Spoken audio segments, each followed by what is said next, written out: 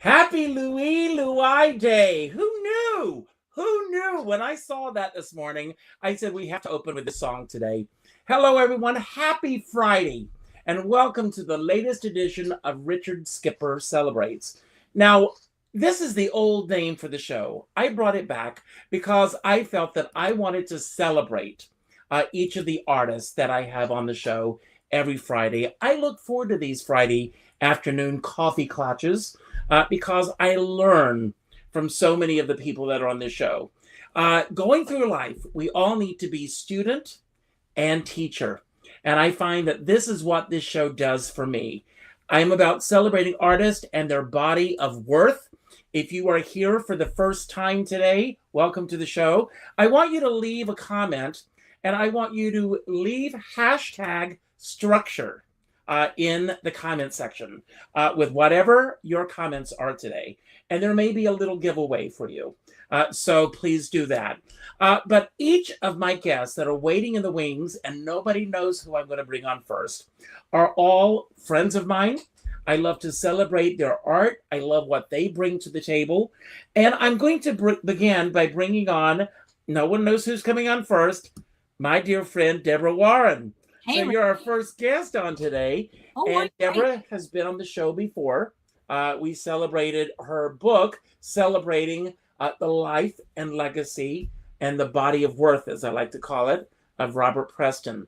So, Deborah, how are you? What's new and exciting in your world? I'm doing great. And that's kind of everything. When you're healthy and you're doing well, you've kind of got the world by the tail, I think. I don't have anything exciting going on now. Now that things are kind of slowing down for me, I think I would like to focus on perhaps, writing something else. But I haven't been able to do that since I published the Robert Preston biography, because just too many things have been going on in my life. So I'm hoping that moving forward, I'll be able to focus more on writing. And that book is what I think it still is, but it used to be called a tome because it was such a massive celebration of his life. Um, we may have discussed this before, but what was it about Robert Preston that attracted you to want to invest as much time and energy to celebrating his life as you did? I was always a fan. Of course, anybody in my generation, I think, was brought to the movie theater and saw The Music Man or saw it on reruns. And it was during and I've written several books before, but they were mostly, they were historical in nature and like local history. So I kind of went in a different direction here. But it was during the pandemic. And of course, people weren't working and we had time on our hands and we could kind of, investigate and do things. And I remember, trying to look up information about him, and there was really nothing there. And so I thought, well, that's kind of odd. He was, a huge celebrity. And so I started digging and, digging for information. And then the more information I got, of course, then I started reaching out to actors and actresses who are still around, who worked with him on various movies or Broadway plays. And so it just kind of came together. I had all of this information and put it together. And interestingly, after it was published, I've had some other people reach out to me. I may do an update in the future, but I've had people reach out to me. For instance, the nurse that took care of him in the hospital a few days before he died.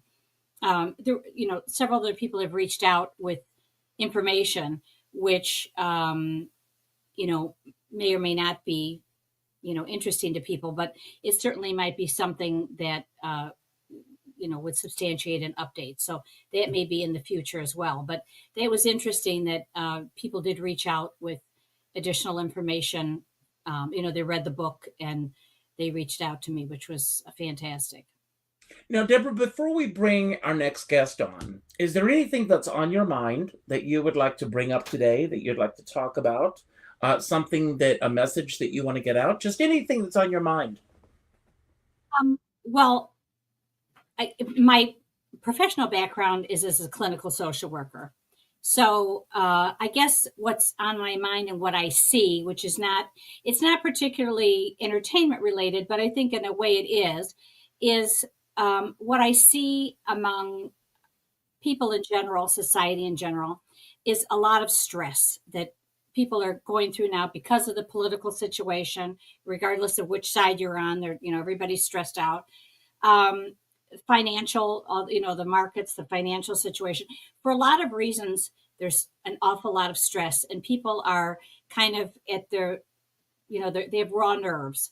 And so your whole premise today, your word of the day structure, I think is so very important, because I think one of the things that will help people in every profession and just in general is to take time to step back, to structure their life a little bit, prioritize, so that they won't be as stressed out. So I think the structure is, you're spot on with kind of what my issues are and what you've presented, because in order for people to really gain back their autonomy and de-stress, it's important to have structure in their lives. Now, people can go overboard with structure, but there has to be, a modicum of structure.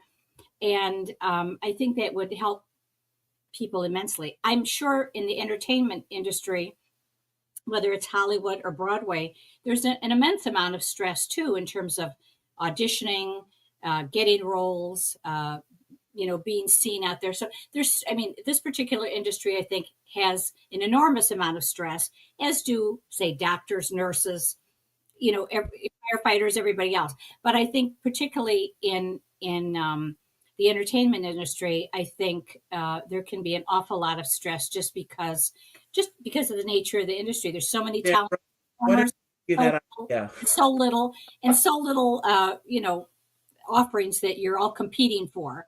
And so I think, like I said, that's an issue for me that I see, and your issue of structure just dovetails into that.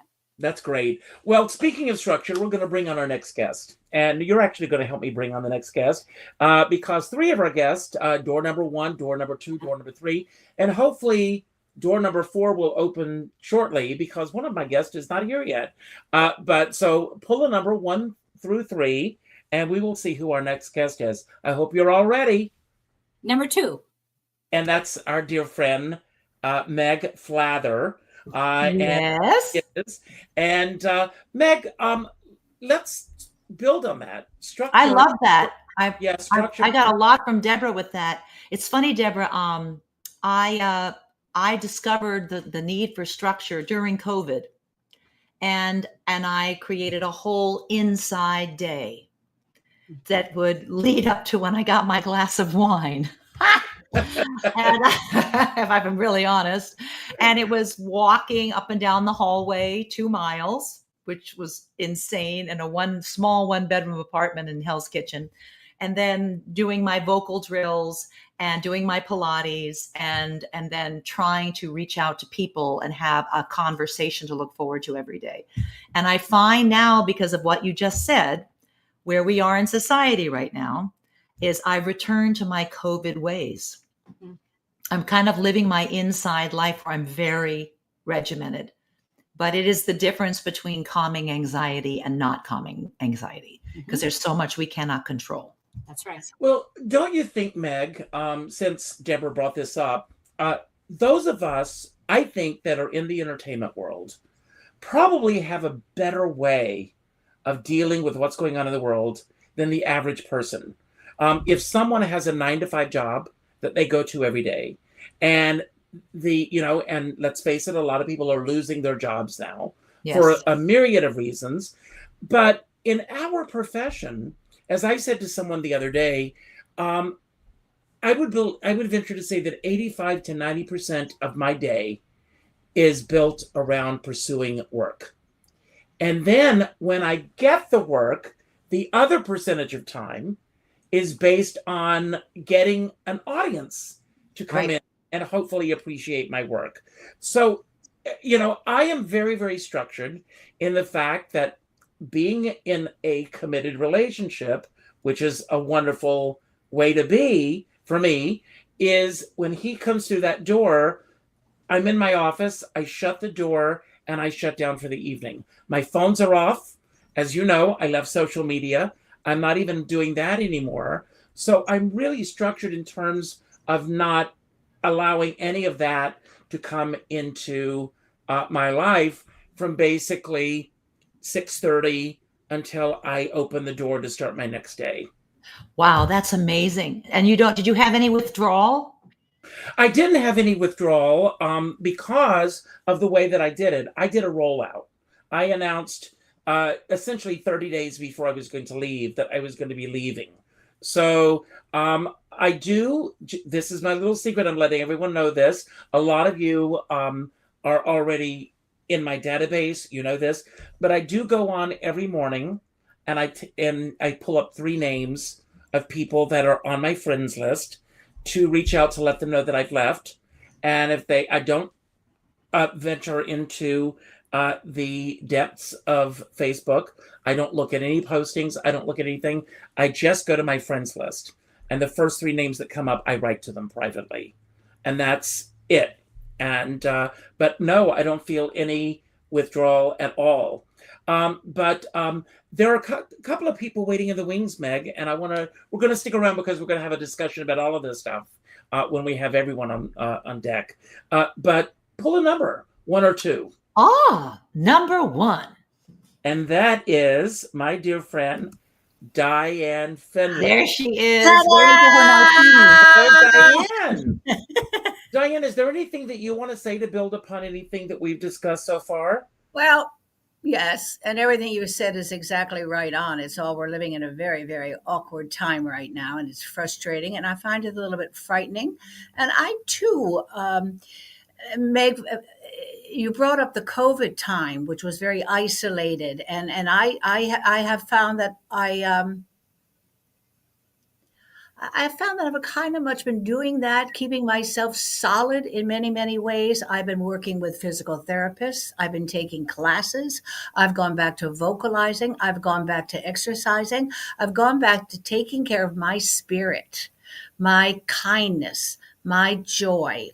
I'm that kind of a person that my day I walk down the street talking to everybody because I believe in that. And I kind of believe that we're all God's children. So that's how I try to live my life, as open and as free as I possibly can, and bring in people like that, keep myself safe. I have a wonderful system of family, wonderful system of friends that I can reach out to and I feel safe with. So those are the things that I'm doing, and they keep me very busy, keep me solid, keep me straight. Mm-hmm. Keep me straight. And It's an effort now. Diane, Yeah. do you agree with what I said earlier? As far as we are as artists, this is the one profession I believe. Deborah, you're a writer, so which is a more isolating, thing to do. Uh-huh. As artists, I feel that we're always thinking about that next gig. And I remember years ago, I was doing an off-Broadway show, and one of the actors in the show comes into the dressing room. We were in a hit show, and he's got backstage, and he's circling things. And I'm going, can't you just enjoy the moment? And he said, no, I don't know how long this is going to last. Mm-hmm. I want to be prepared. And he was preparing for the next job. And I realized that I was a lot younger at the time, how right he was being prepared for that next moment. And we're living in a moment right now where, let's face it, I mean, what we've gone through in the last 2 weeks, structure is out the window. And having any sense of what's coming in the future, any ability to plan. I mean, when you look at these businesses and they can't plan 2025, let alone 2026. Every time you read the paper, every time you turn on the TV, it's very frightening. But I find that what I'm seeing in the news, and that's the next step for me. And I'm having a lot harder time weaning myself away from news media than I think I did with social media. But what I'm finding is that on every network, whether it's Fox or MSNBC or CNN or the nightly news now, that everyone's talking about what might happen instead of reporting what happened that day. Great point. And so we're living in this suspended sense of reality of what's next for us. Well, that's a great point. Of what's next for us, Diane, what's next for you? I'm going to go to work. I am. I'm going to go to work. I have a show. I'm very excited about it. I'm going to do what I do and what I love to do, and brings in that one word that's more important to me than anything else in this world, and that is the feeling of joy. And that's what I'm doing. And I'm taking singing lessons again, because as one gets older, one doesn't sing like one used to sing. And I'm having a great experience learning. I'm a soprano. Didn't know that. I thought it was a belter. I'm learning all kinds of things about myself, which is really kind of interesting. This particular show I'm doing is just quickly, because I don't want to take center stage here, but it's called Ladies of Broadway, and it's 7 women, all different ages, my being the oldest, of course. And we're all being asked to write things about our lives. And there were 10 questions that I have found most interesting. I've been spending every morning revisiting me. And it has really been very interesting seeing. You forget, right? You forget. I've had a very good life. I've had a very full life. And to think that it's not over yet there's that joy. So that's what I'm doing right now, Richard. I'm keeping myself straight by doing what I do best and giving dinner parties. I've got to have people in my home. I like to entertain. You and me both. Oh, wonderful. Yeah, I love to You know, entertain. and that is It's part of important my to me. leading Facebook. I love Yeah. the real interaction. I don't want you to answer it, but I want you to tell me, if you can, what the first question was on your questionnaire for this upcoming show. But don't answer it. I have to look at it. I don't remember what it was. I don't remember. I don't remember. There are questions like, who have you worked with in the past? What is your Broadway experiences? What has made you the happiest? Hold that thought. Michael Cohen, who have you worked with in the past? Okay, watch your feet. I'm going to drop some names. Yeah, no, me too.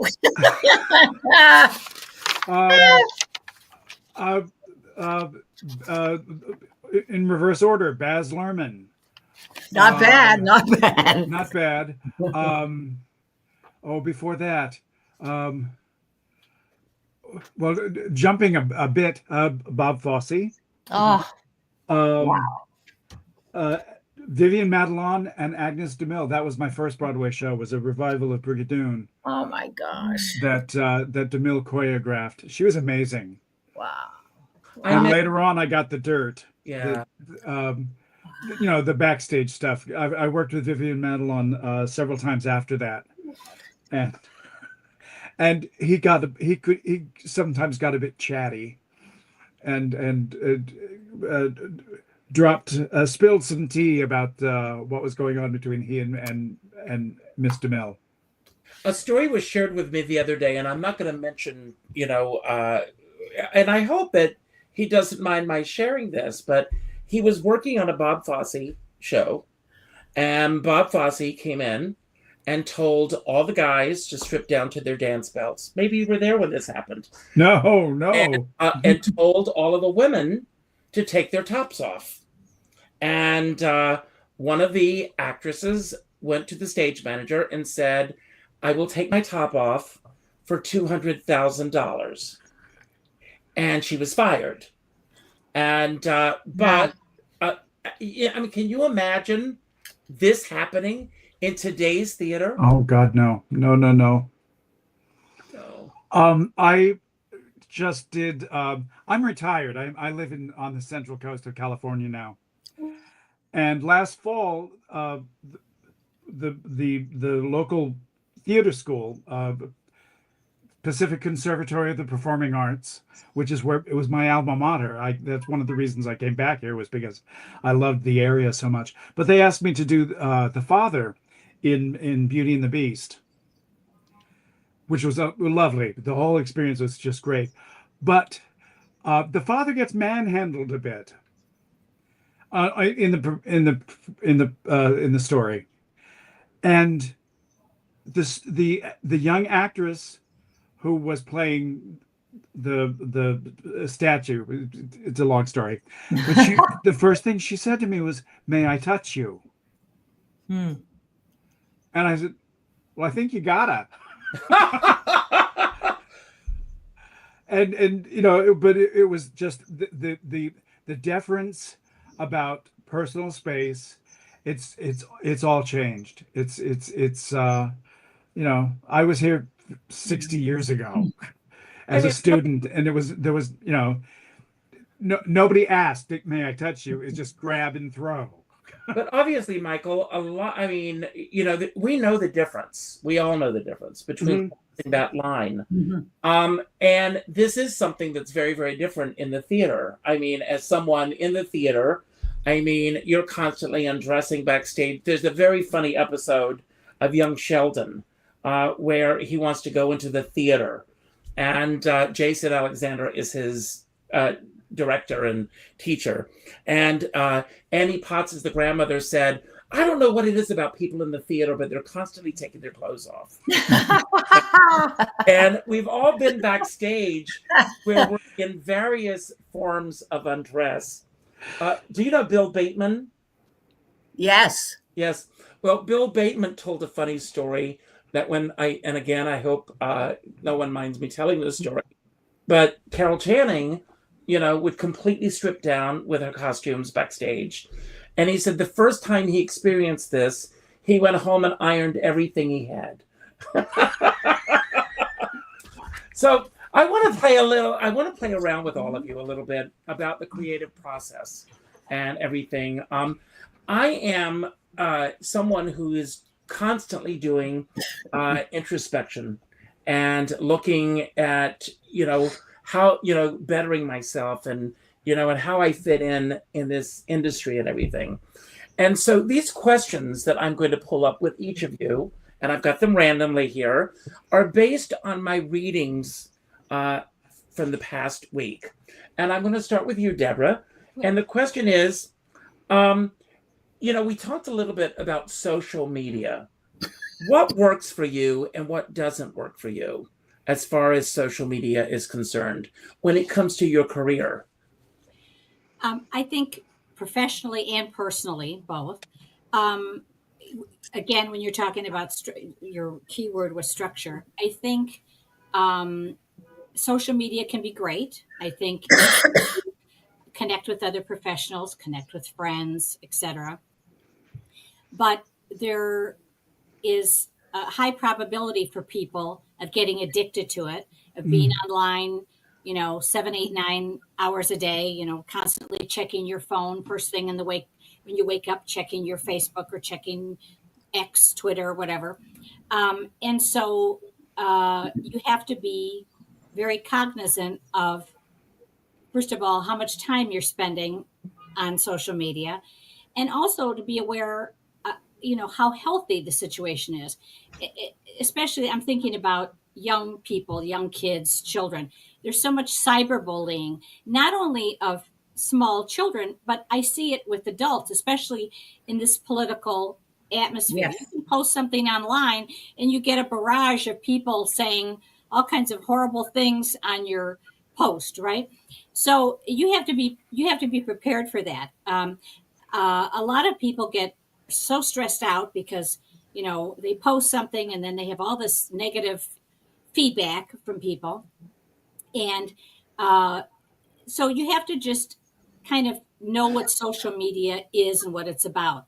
Yes, it's great to connect with people, but it's also a forum where there's a lot of mean and ugly people out there. They're just waiting to throw out their vitriol. You might be the unwitting victim of that, and you can't take it too seriously.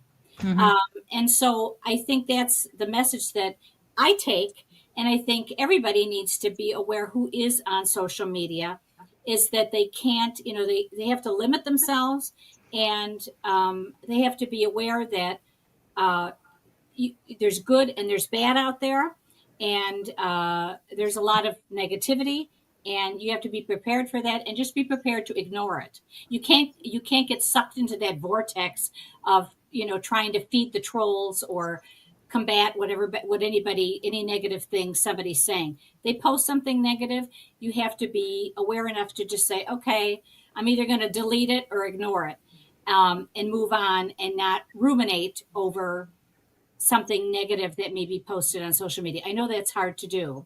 But I think, for me, it's important to not obsess over it and not be constantly on it, only because it can lead to stress, personally and professionally.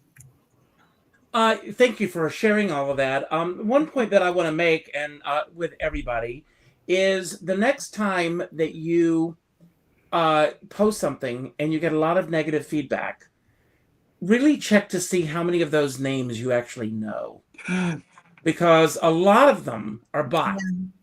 A lot of them are not even friends. A friend of mine said that she posted after the Super Bowl that she didn't like the halftime show.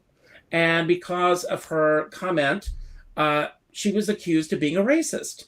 And I said, well, first of all, who accused you of being a racist? Do you know the person personally?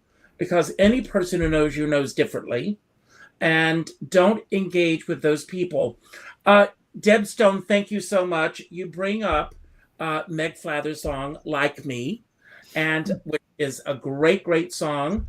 Meg, tell everyone about the song and the message that you wanted to get across with this song.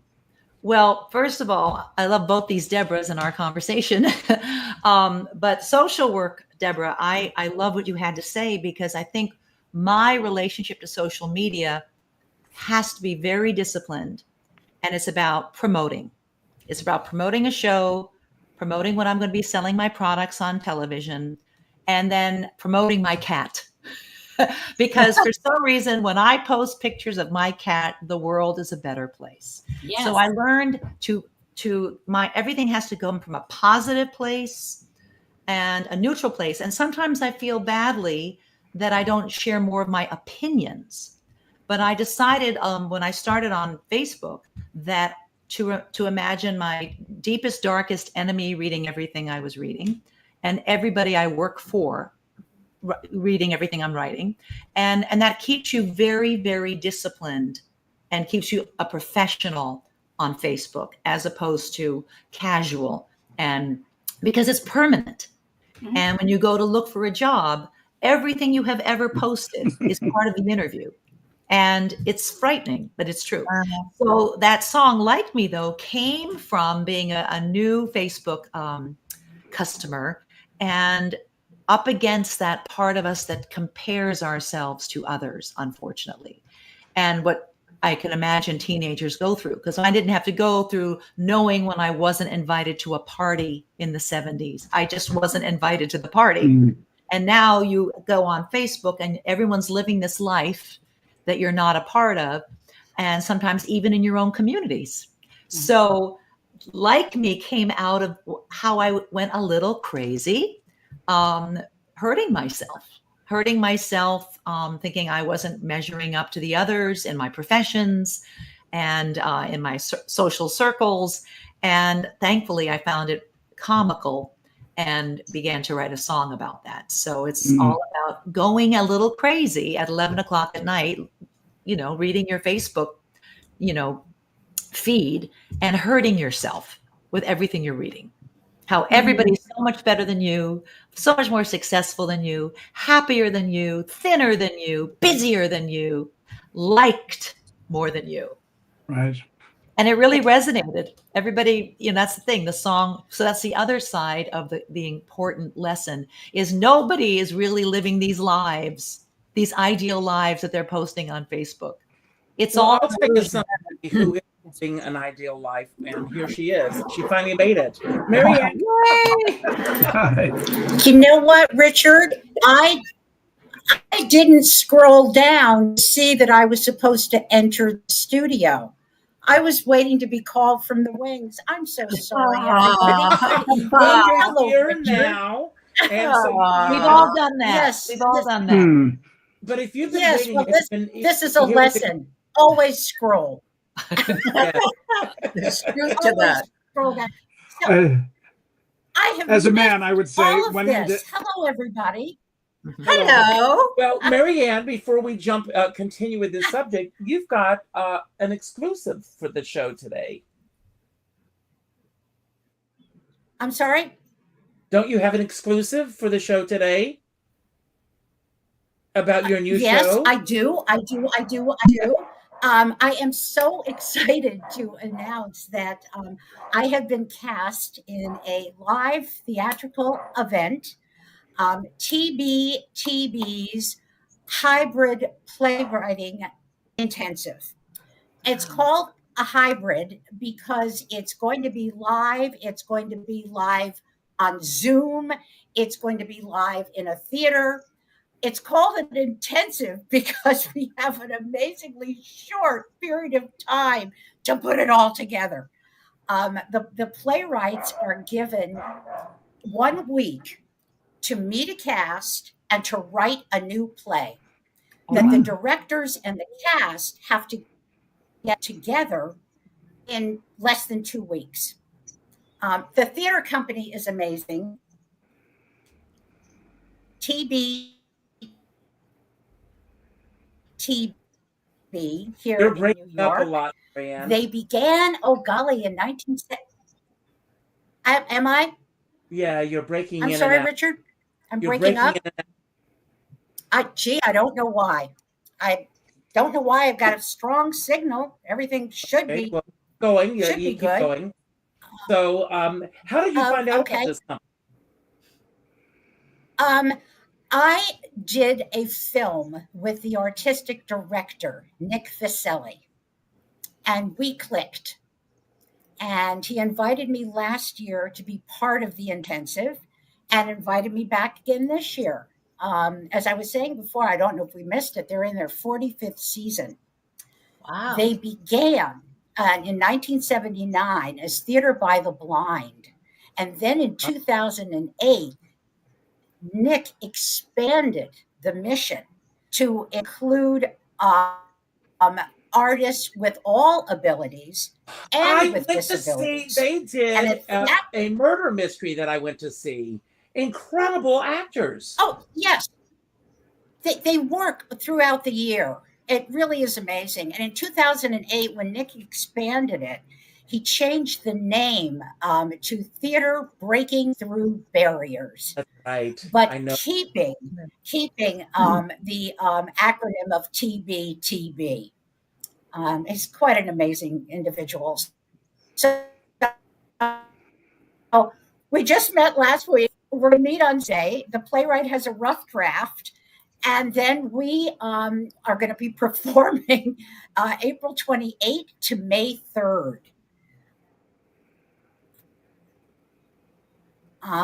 Phase one new play.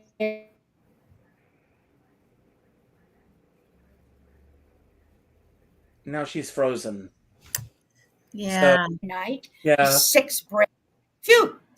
Well, you froze for a moment Yeah. there. You know, you might want to close out and come back. That sometimes helps. But make sure that Okay. you get back to the room. Okay. Because you're breaking out a lot. Okay. All righty. Yeah. Diane, I I will. will. To you, Diane. Yeah. With everything that's going on, is there a particular movie or a series that helps you decompress, just to get out of the mindset of what's going on in the world? A movie or a TV series that you highly recommend that works for you? I haven't really been. The thing I just finished watching is tough. I don't know if it calms me. Have you ever seen Damages? No. Netflix. It's tough, but I love getting involved in series. You have a busy day, and there's nothing better than bag, a glass of wine, and sitting down to your old friend, number 5. I do love that. As far as movies are concerned, there's been so few movies that have been out lately, Richard. The last movie I went to see was Wicked. Literally Wicked. You know, no. I like the old movies. I went to Amazon and watched the old ones. Africa. We're getting a lot of feedback. The gremlins are coming in. I like a lot of the romantic old movies. Yes. That makes me happy. Oh, wow. Well, tonight, one of my favorite movies is on Turner Classic Movies. What? The Maltese Falcon. Oh, well, there you go. The bird. Miriam, we're getting a lot of PCM? strange feedback from you. Yes. I'm back. Yeah, but we're getting We're a lot good. of feedback. I think you have. Oh, good. No, Wonderful. We're getting a lot of bad feedback. Can you hear me? Oh, you're getting feedback. Yes. I don't know. And that's not the kind of feedback we want. Michael, with you, is there, what are you currently listening to? If we were to, and how do you listen to music nowadays? Mostly in my car. The wonderful thing about California is you'll spend a lot of time in your car. I'm listening to an album I bought, oh, God knows how long ago, but it's the album is Lost in the Stars, the music of Kurt Weill. And I'm a Weill fan. You're a Weill fan. He's buried here in Rockland County, where I live. Is he? Yes. Oh. Well, I'll come and visit. We'll listen to the music. Him and Lenya. I'll take you there. Yes, Say hello. but it's just wonderful, and I love the music, and it's wonderful to. I will take country drives around here, up into the hills above the Central Coast, and look for right now looking for poppies. It's the California poppy, which is just my favorite flower, and listening to Kurt Weill. I mean, some of that album is a little bit too atonal and crazy, but has anybody ever seen Johnny Johnson? No. The music from that is just wonderful. I now want to see a production of it, or at least read it. Really, don't know it. Don't know that. It was done with the group theater in the 30s. Strasberg directed it. Bobby Lewis, the acting teacher, was in it. I can't remember the other names offhand, but so political, kind of a political piece. Yes, it is political. I believe it's anti-war. I believe it's anti-war. Yeah. Wow. I remember studying that. Marianne, what are you currently reading? What am I reading? And honestly, this has nothing to do with I knew I was going to be on tonight, Deborah. Oh, wow. This is what I'm reading. Wow. And spoiler alert, Peggy Lee, that was a surprise. He's hot. Yes, He was a I hot soul. love it. Mary, I mean, was this just coincidence that you're reading this book? Yeah. Wow. I am. I got it as a Christmas present, and I just cracked it open 3 weeks ago. Wow. And it's keeping me up at night reading it. It is Thank you, Deborah. It's incredible. one of my I love to read performers biographies. This book is incredible. It's on my top 10. Deborah, congratulations.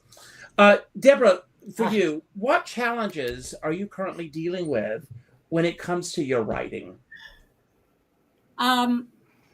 First of all, time, getting the time to do that. I think that's probably true of everybody who has, whether it's writing or other projects they're involved with, or even just getting to the gym or whatever.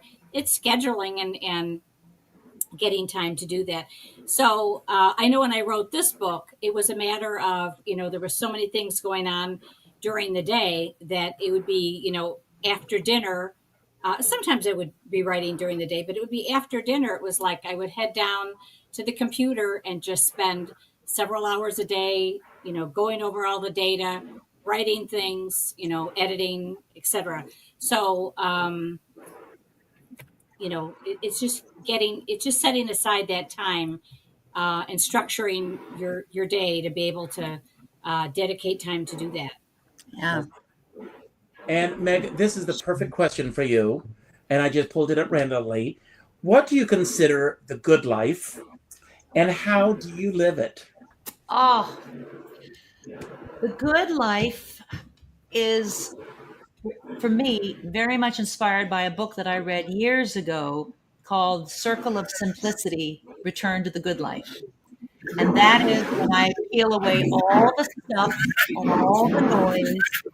And again, it's kind of that COVID life of just really focusing on the things that bring me joy and the people that bring me joy, and kind of having an old-fashioned day where a lot of silence in the day. I'm a big walker now, and a lot of my creativity comes to me when I'm walking. I get ideas that I would not get if I sat at a desk or if I was on and having a conversation with somebody who was very supportive.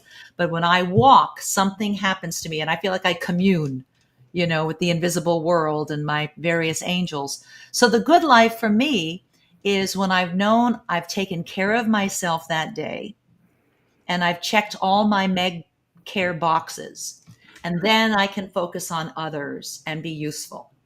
The opposite of that is when I feel like I'm drowning and I haven't taken care of myself first. It's like being on an airplane and they say, put on your oxygen mask before you help anyone else. Mm. Diane, what really matters to you in today's world? And what do you miss that you feel that is no longer here? And what do you think are some of the assets with the world that we're living in right now? Oh, that's an easy question. Okay. To find something positive to put a spin on everything. Ask me it again. I mean, what really matters to you? Yeah. What is missing in today's world? I stop right there. Okay. What really means something to me is the way we once lived. I miss a party line. I miss a telephone. I miss communication. I miss being in a room with people collaborating. I miss going to an audition and walking through that door. Yeah. I miss all of that. I mean, I miss the human touch, the human element. Next question. Go ahead. No, that was perfect. The next question goes to Michael. And Michael, now this is a loaded question, okay? If you had 6 months to live and you knew that you had 6 months to live, That's good. would you keep postponing what you've been putting off for so long? No, do it now. I'm no longer the 28-year-old. If I can do it now, I do it.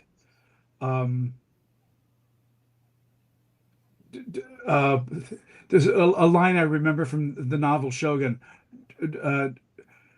Do not postpone joy. Something must be done about it. Right. And I'm going to explain at the end of this show today why these questions have come up. Marianne, if you had 6 months to live, would you hang around the same people that you're hanging around with now? No.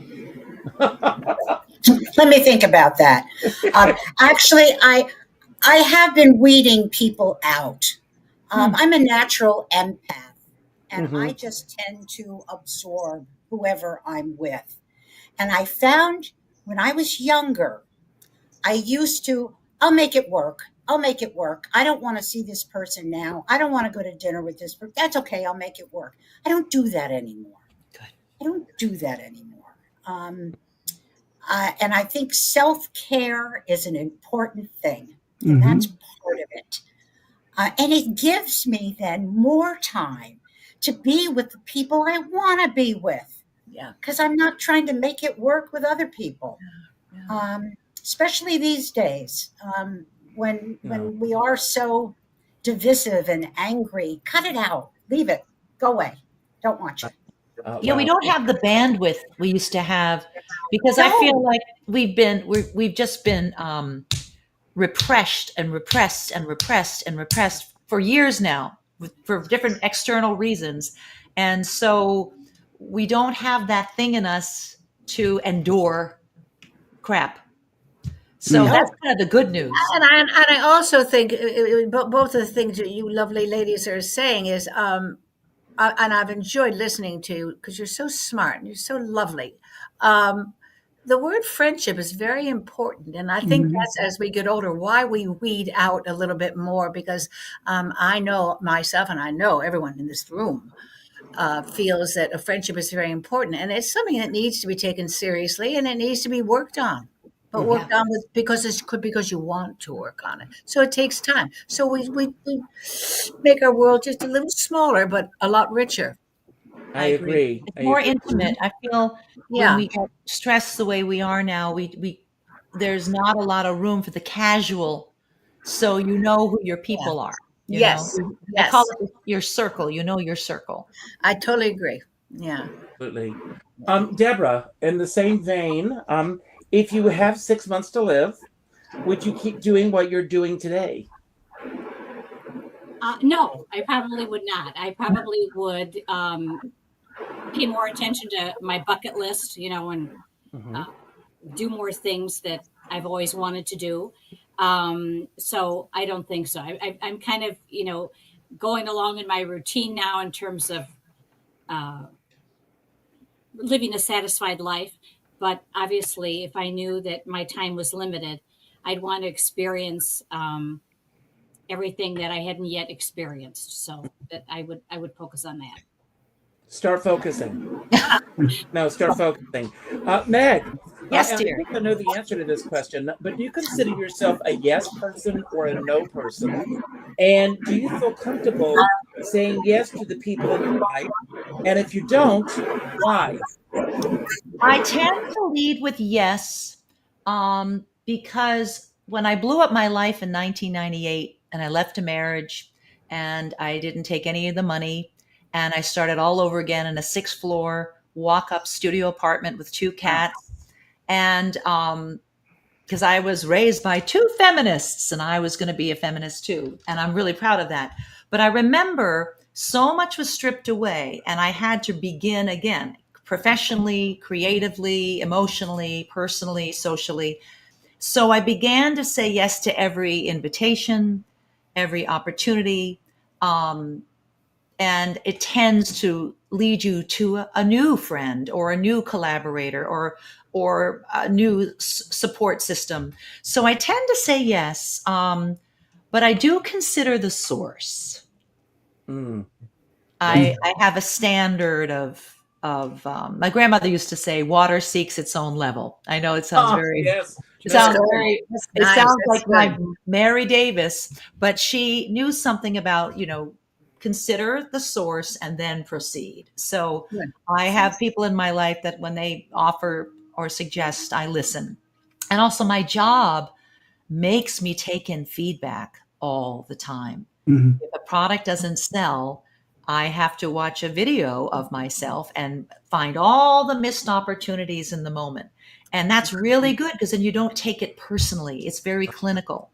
And I find that that's trickled into my marriage and in my work, my creative relationships, like with my director and my musical director of just this. It's not dramatic to take in feedback. It just is. So I have a sense of where the boundary is. Great. Diane, what is something that you have recently completed that is worth celebrating? A sweater that I'm knitting. Oh, Good. I'm serious. And you make calls. I haven't knit a sweater in so long, and I was determined to do something that would keep me quiet, absolutely quiet, not running around like a crazy person all the time. And that's what I've been doing. Now, I know that sounds very simplistic, but No, I love it. I oh, love it. I admire that. I wish I Yeah. could knit. yeah, I Me love too. that. I used to needlepoint and do all of that, and I don't anymore, and I miss it. And knitting's wonderful. It gives you all the room in the world to be by yourself and to think. I love that. Yeah, I do too. I recently picked up needlepoint again. I Oh. started it. I was on I was on the national tour of How to Succeed, and I played 2 different characters, and I had like an hour in between, so I had nothing to do, and I've never been able to read backstage. It would take me away from the play, so I started doing counted thread cross stitch. Fantastic. Isn't it wonderful? It's wonderful, and I happen to keep it by my desk. This is something I just finished. Oh, Wow. It's What's a it Frank going Lloyd to Wright be? What are you going to do? Frank Lloyd Wright stained glass window. Wow. I love That's it. fantastic. That's lovely. So Good for you. Lovely. Good for you. um, I used to sew. I used to do all kinds of things. I love a nice sewing machine. It's great. It's wonderful. it's wonderful. I started to think the fabric chain Joann's is closing. And Yeah. there's a branch here, and their sewing machines are going for dirt cheap. So Get I'm one. thinking, Richard, don't think. Just go get one. just get say one. yes. Yes, yes. Because I also knitted when I did I was the national tour of Sweet Charity, which is what I did with Bob Fosse. I had a lot of time off stage. I played Herman, and I knitted, but that was a national tour, so I had a trunk. Yes. Of course you did. So lots of all that yarn could go in my trunk. That's funny. With How to Succeed, that was a bus and truck. So Ooh. I needed something small. So I did the counted thread, the Yeah. cross stitch, which is much Amazing. smaller, I much less love equipment. I love it. I think it's wonderful. Bravo, Michael. That's- It's like a way to stay focused Totally. and available and Totally. not distracted Absolutely. and still where you are. Yes, all talking the about time. staying focused. I have immersed myself recently into these wonderful online classes that the Entertainment Community Fund, I'm getting good at not saying the Actors Fund, has been offering mindfulness meditations. There's one at noon Oh. every day. They have different courses that are 8 weeks long. It's helping me just deal with the political climate, deal with being a person that's always 3 steps ahead of herself. I'm always thinking, what if, what if, what if? We all do that. And the mind that just works and works and works. This knitting and needlepoint you're talking about is enticing me because I could use that. Come on Oh, over. it's- and But I teach you. am doing these classes, and that's been really helping to ground me. Yes, it's wonderful. a lot of fun, and it does engage while not distracting. Yeah, almost like Can like you- channeling or meditating, like but not asleep. A bit. I can do other. I can do Well, other you're things, so like zeroed with the into hand work. It is. It's a repetitive thing. Can Right. you self-teach?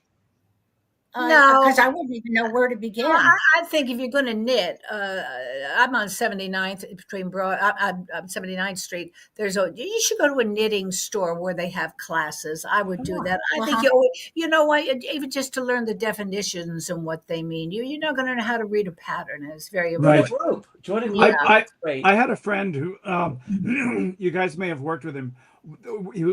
Broadway hairdresser Richard Orton. If anybody worked with him, No. he taught me how to knit. There, yeah, you need somebody to help you. And I mean, knitting is Yeah. actually really simple. There's only 2 stitches, knit and purl. And it just depends on the order that you Yes. do them in. Wow. That's Yes. great. Not YouTube. Don't do a Well, YouTube. everyone, we Oh, YouTube is wonderful. YouTube is absolutely I- wonderful. That's Yeah. good for are, teaching. we Michael, are going you to can go learn everything on over. YouTube, but I Oh. wouldn't. So I Oh. just want to thank you all for being here. We could go on forever and ever and ever. This is great. We'll all get together and just enjoy each other's company. We'll have a Come to my house and we'll go to knit. I would exactly. love We'll that. have a coffee clutch and I'm 20 knitting blocks circle. away. We'll I'll be do right a over, couple- Diane. But I'm going to give each of you to have your final word today. It could be about anything that we spoke about that you want to build upon, anything that we didn't talk about that you wish we had, or just any final message you want to leave everyone with today. And when I finish, I will pick the next person. And then when you finish, you'll pick the next person. And when the last person says goodbye, I will end the show so you don't have to worry about how to end this. But I wanted to mention that, when I get a newsletter in my mailbox every day called the Daily Stoic. And I was reading about death and the fact that we all think of death as this frightening experience. The Stoics believed that it was the great adventure. The traumatic part of our lives is the birth process. It's not the death process. And one thing that I can share with all of you that we all have in common, and that is that every person that we've ever met or every person that we will ever meet are in 2 categories. Either they've died or they're going to die. And it's something that that's going to happen to all of us. Diane, you and I had the great pleasure of having dinner last summer with Tracy Roston. And I don't know, but Tracy just recently passed away. Yeah. And as part of my purge on Facebook, I happened to reach out to her. And I called her up and she said, I'm in the hospital.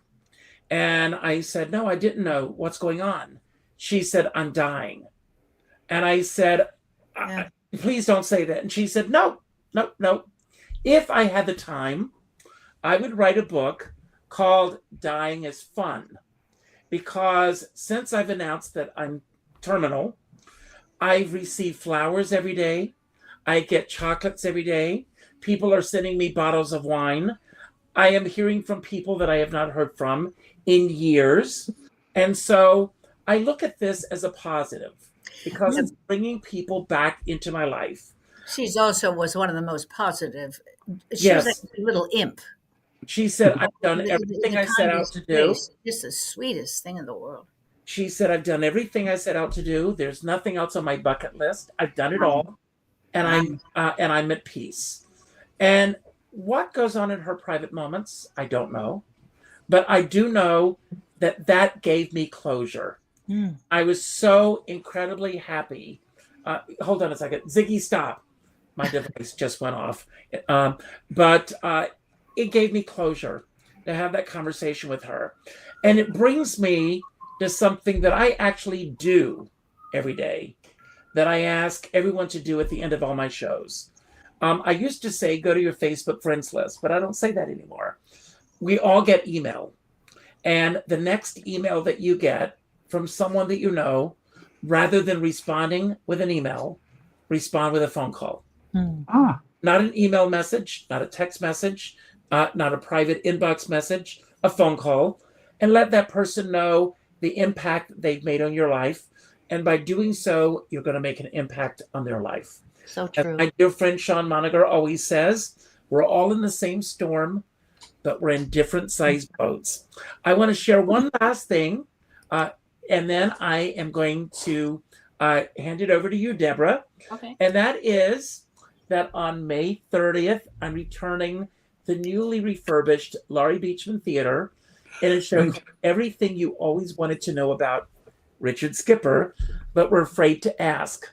And this show is solely based on questions from the audience. I have no script. I'm working on a tightrope without a net. So I hope that you'll all join me. And as my dear friend Sean Moniger says, we're all in the same storm, but we're in different sized boats. And I always say, I don't care what size boat you're on, as long as you have a skipper by your side.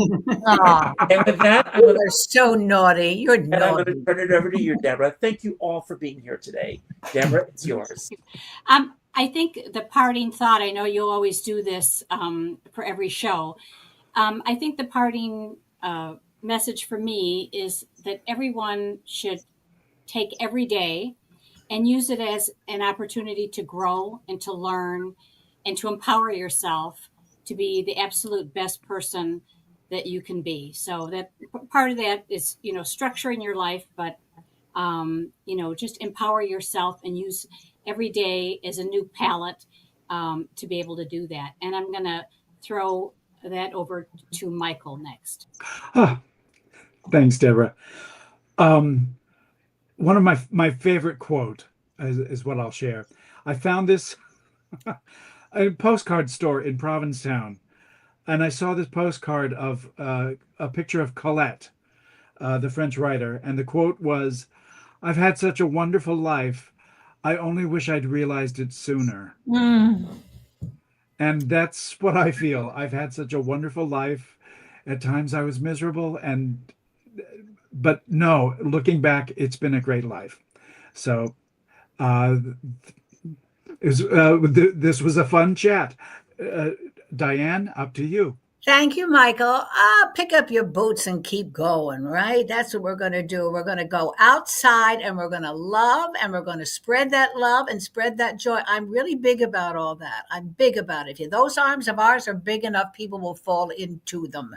Be kind, be good, and be positive. And I love you all. Marianne, you're out. Thank you very much, Diane. Oh, this has just been so lovely.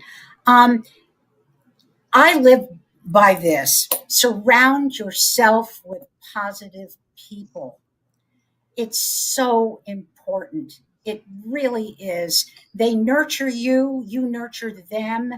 It's the best medicine. It's the best elixir you can possibly have. And I do want to make a little announcement here for the wonderful show that we're going to be doing with Theater Breaking Through Barriers. Do log on to tbtb.org and see when you can tune in and watch us and have some fun, folks. It's over in a blink. Meg, on to you. Wow. Well, I will say that this whole conversation to me is a metaphor for the art of being open, because I sat down at this desk, I logged in, I didn't know what we were going to talk about. I didn't really know any of these people other than Richard. And I have been lifted, and I have learned things, and I have been feeling things, and I feel more connected and very grateful for that. So there's a lesson there. Say yes and be open to the unexpected, because it's 99% of the time the very thing you need. Thank you, Richard. Mwah!